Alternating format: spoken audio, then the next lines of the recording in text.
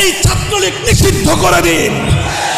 যারা আমার মায়ের বুক খালি করবে তারা এদেশের শিক্ষাঙ্গনগুলোকে কসাইখানায় পরিণত করবে।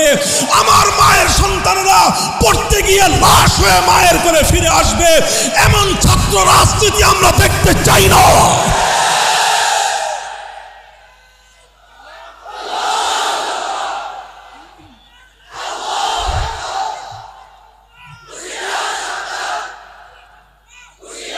সংগ্রামী সাথী ও বন্ধুগণ, জানি এই কথাগুলো হজম করা বড় কঠিন আপনাদের জন্য। জানি এই কথাগুলো বলবার দায়ে আমাদেরকে অভিযোগের কাঠগড়ায় দাঁড়িয়ে যেতে হবে। কিন্তু একবার চিন্তা করুন সেই সন্তানহারা মায়ের কথা। একবার চিন্তা করুন যারা এভাবে টর্চার সেল তৈরি করেছে। বুয়েটের মধ্যে টর্চার সেল তৈরি হয়, সেই টর্চার সেলে ছাত্ররা ছাত্রদেরকে ধরে এনে পেটায়। এর চেয়ে বড় জাহেলিয়াত আর কি হতে পারে? Abu Jahl, Abu Lahab, Utba, সাইবারা টর্চার সেল তৈরি করেনি, ওরা প্রকাশ্যে পেটাতো। আর আজ স্বাধীন বাংলার মানবিক এই বাংলায় এই সকল দৃশ্য আমাদেরকে বুয়েটে দেখতে হয়, যেখানে মেধার বিকাশ ঘটে। দেশের সেরা মেধাবীরা যে শিক্ষা প্রতিষ্ঠানে পড়ে, সেখানকার অবস্থা যদি এই হয়, তাহলে ঢাকা বিশ্ববিদ্যালয়, জাহাঙ্গীরনগর, তারপরে চট্টগ্রাম, রাজশাহী, খুলনা সহ সারা দেশের বিশ্ববিদ্যালয়গুলোর অবস্থা আরো কতটা ভয়াবহ, এখান থেকে তার কিঞ্চিত পরিমাণ অনুমান করা যায়। আজকে বলা হচ্ছে আবরার ফাহাদ শিবির করত। কি অপরাধ আবরার ফাহাদের? কি পেয়েছো তোমরা শিবিরের? আবরার ফাহাদকে নিয়মিত নামাজ পড়তে দেখা গিয়েছে। আবরার ফাহাদ বাংলাদেশের স্বার্থ রক্ষা করে, বাংলাদেশের স্বার্থ জলাঞ্জলি দিয়ে, ভারতের স্বার্থকে রক্ষা করে জাতীয়ভাবে যেই চুক্তিগুলো স্বাক্ষর করা হয়েছে, একজন সচেতন ছাত্র হিসেবে দেশের অধিকারের পক্ষে বলিষ্ঠ হাতে সে কলাম লিখেছে।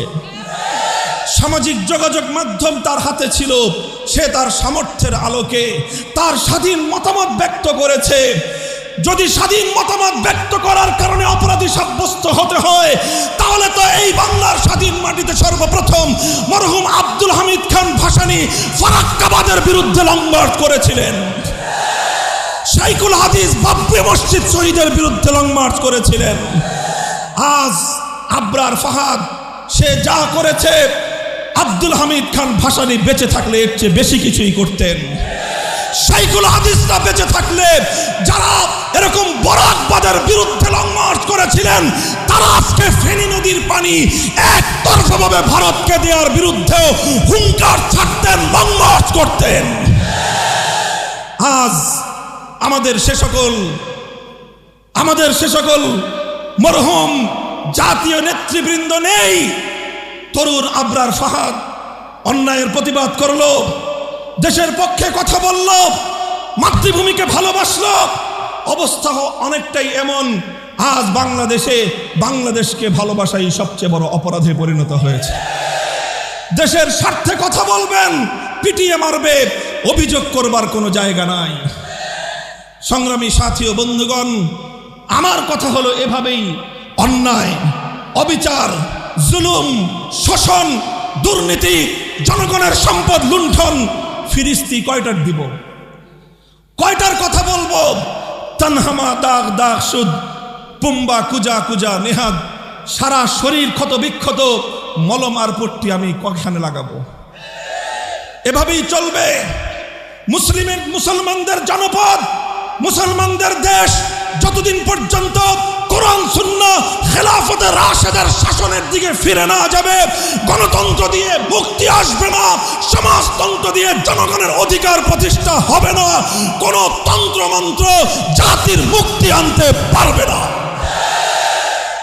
তাই হে তাওহীদি জনতা, মুসলমান, ঈমানকে ভালোবাসো, আল্লাহর কোরআনকে ভালোবাসো, আল্লাহর নবীর সুন্নাহকে ভালোবাসো, খেলাফতে রাশেদার আদর্শকে ভালোবেসে আসো। শপথ নেই আমার এই সোনার বাংলা থেকে সব অপশাসন, সমস্ত অন্যায়, অবিচার এগুলোকে দূরীভূত করে আমার মাতৃভূমিটাকে আমি শান্তির ফুল বাগানে পরিণত করব। মুহতারাম হাজির।